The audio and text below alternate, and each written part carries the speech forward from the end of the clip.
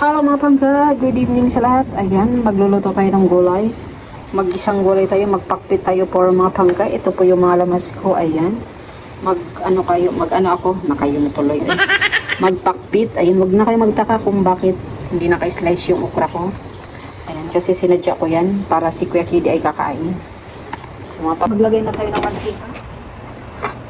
Kasi uminit na yung kawali natin. Magluto ako ng gulay na course lang gulay na walang halong karne.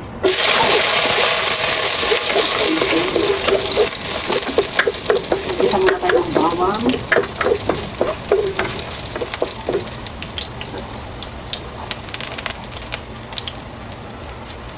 Sunod ko na din yung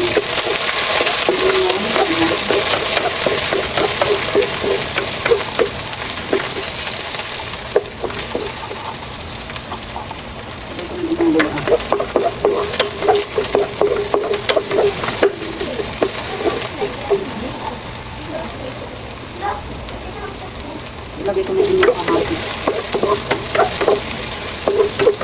Okay, magtaka bakit yung kapit na yung kamatis. Alam niyo naman si MD, gaya-gaya. Mayroon sa napanood na ng kapit na mayroong kamatis. Pero yung sa akin lang po, pagluluto ko ay itong bahay lang na kami-kami lang kumakain, na hindi ma-archie. Kahit walang sakong yung gulay namin, ganun lang kami kasunti at namin sa amin. Kasi ayaw namin na may karne. Lagay ko ng kalabasa. Ang tapak pala yung pagkaanak ng kalabasa niya. Pagkariwa.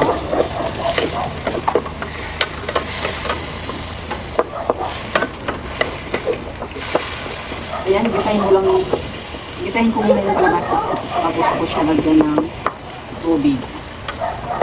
Okay, wait lang po.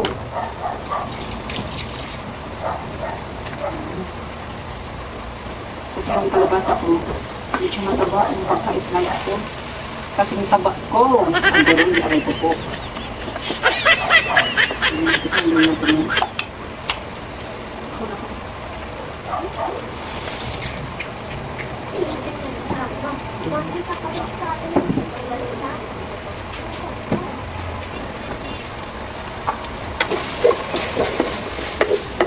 Migat-migat lang natin yan. Medyo nag-isa na yung kalabasa natin mga pangga at ilagay ko na rin yung sitaw.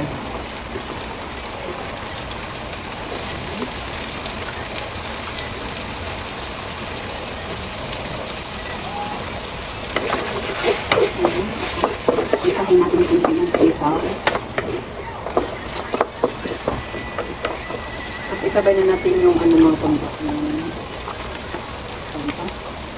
Talong na yan. Yan lang po yung gulay ko. Mamaya ako na po lagay yung ikra. Isahin ko lang po siya mga 2 minutes. Ito, tumalong ba yung kalabasa? Gulay ko yata po.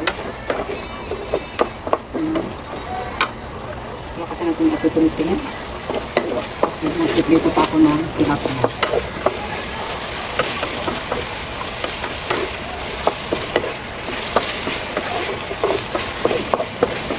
Ikot-ikot muna natin sa plate. Hanggang mahilo yung gulay. Hindi na ako kastilan.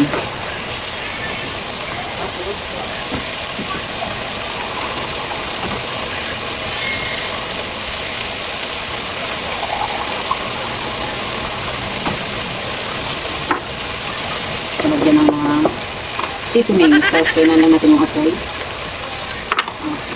Nagagay ako dito ng magic sarap. Okay. Next naman, maglagay ako ng pamintang durog. Ayan. Ako lang. Ayan.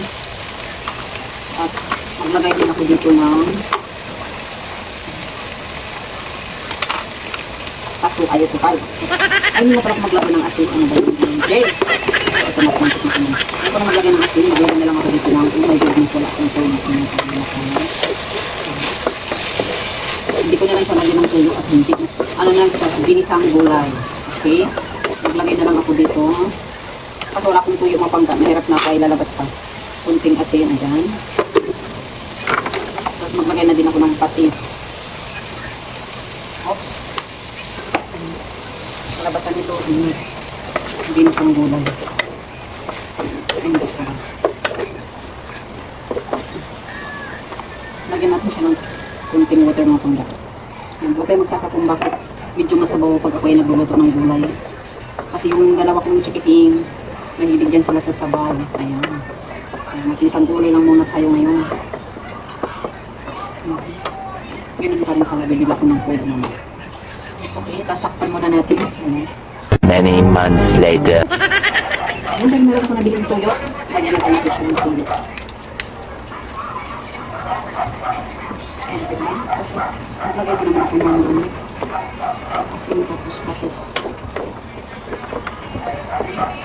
Tikman natin kung hindi ba siya maalo.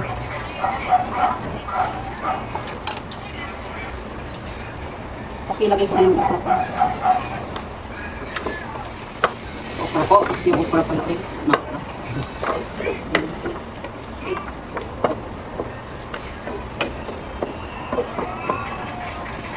Tikpang na natin ulit. Baka maalat ito, matulad ka nitong para. Hindi naman, okay naman. Okay.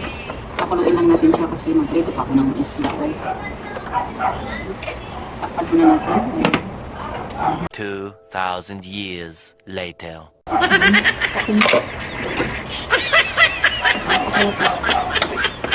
Okay na yung gulay natin. Ayan.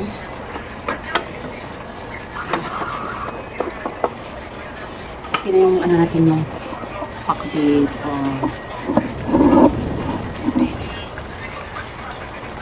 Parito muna ko ng ano, fish broth.